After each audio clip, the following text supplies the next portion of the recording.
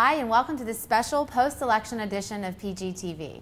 I'm Katie Beck, and what a night it was. After what seemed like the campaign that would never end, President Obama has become the third consecutive president to be elected to a second term. And I'm here with two of my colleagues who are very pleased with that outcome and who lead outreach to the Obama administration for the Podesta Group. Former staff director of the Congressional Black Caucus, Paul Brathwaite, and former director of legislative affairs at the National Security Council under President Clinton, Mark Tavlarides.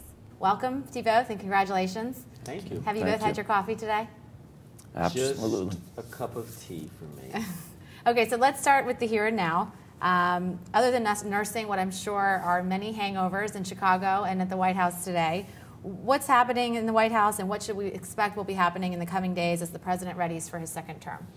Well, I think what you're going to see is a robust movement by the president, I think, early on here to try to set a positive tone. We are coming out of a very long campaign, and he will have transition within his administration, but in the next 60 days, we have a lot on our plate. We still have sequestration, we still have the fiscal cliff, we still have a number of issues that need to be worked out before the end of the year, and that doesn't even portend to next year, where the tax cuts are obviously expiring at the end of the year as well. So it's a full agenda, and there's a lot on his plate, but I think he's going to get to work real quickly. Anything?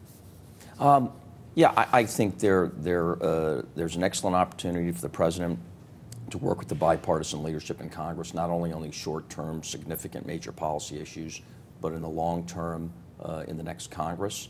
I think the American people are expecting bipartisan solutions, and so I don't think you're going to see the kind of gridlock we've seen the last couple of years. I think this president's committed to finding bipartisan solutions, and I think the leadership will work with him.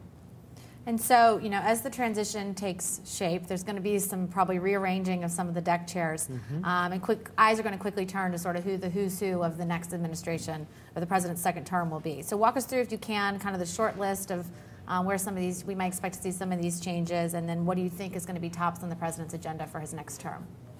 Well, I think in any administration in a second term, you have a number of folks who choose to leave and do other things. I think this will be no different in this administration. We already know that Secretary Clinton and Secretary Geithner, both at the State Department and Treasury Department, have indicated that they plan to leave.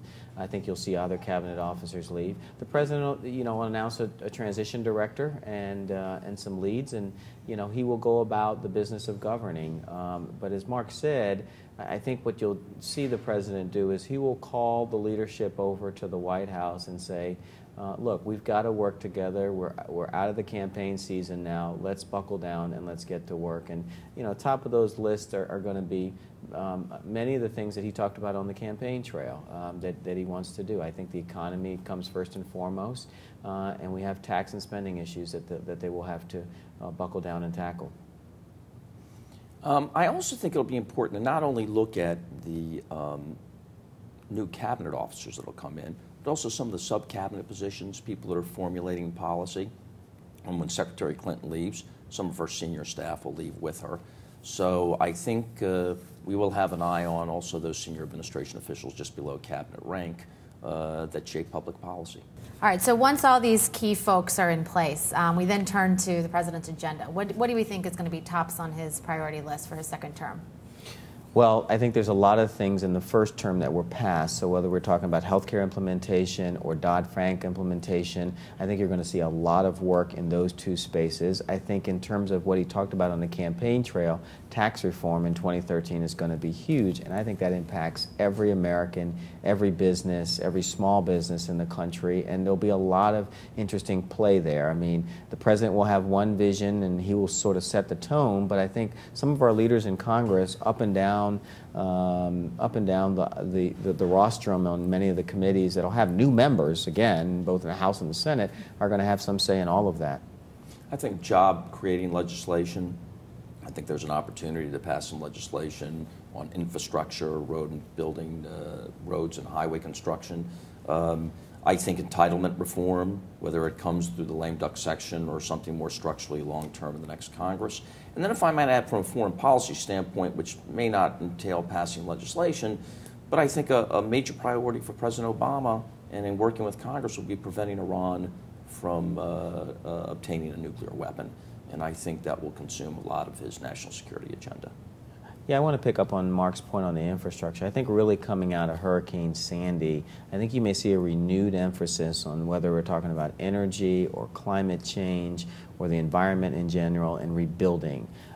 There's a lot of infrastructure need, and I think you could see Congress take that up, you know, coming out of a crisis as we rebuild the eastern seaboard to make sure we do it smarter and more efficient. And I think there'll be a lot of people who will want to be a part of that conversation. And you know, it's not just about the administration. The president will not only have a new Congress to deal with, but also an existing one as well over the next couple of months. So how will he be interacting with Congress in the coming weeks to finish out the 112th? And you know, how will he be trying to set the stage for success on Capitol Hill in his next administration?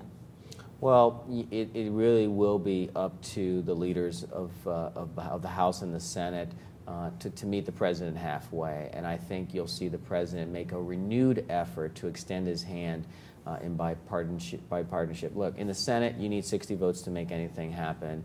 And I think no party will have the ability to just wave a wand and get 60 votes, and it's going to take an effort. And so I actually think you should take a look at some of the governors people who served as governors previously who are in the Senate as deal makers possibly in 2013. And as you mentioned, I mean, looking from the transition, the lame duck to the new Congress, there's a lot of turnover that's going to happen now, both in the House and the Senate. And so while there is business to be done before the end of the year, those members who are still elected have to take care of that.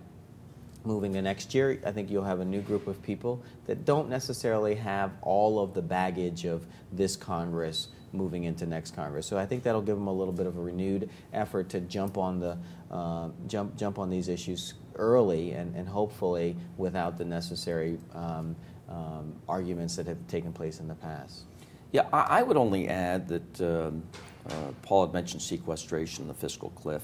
I think it's going to compel the Congress and the President to reach some historic bipartisan agreements in this lame duck session. And I think that'll pave the way for bipartisan cooperation in the next Congress as well. Excellent. So there's a lot of work to be done. It has just begun. Just begun. Just begun. Just begun. Thank you both. We appreciate your insight.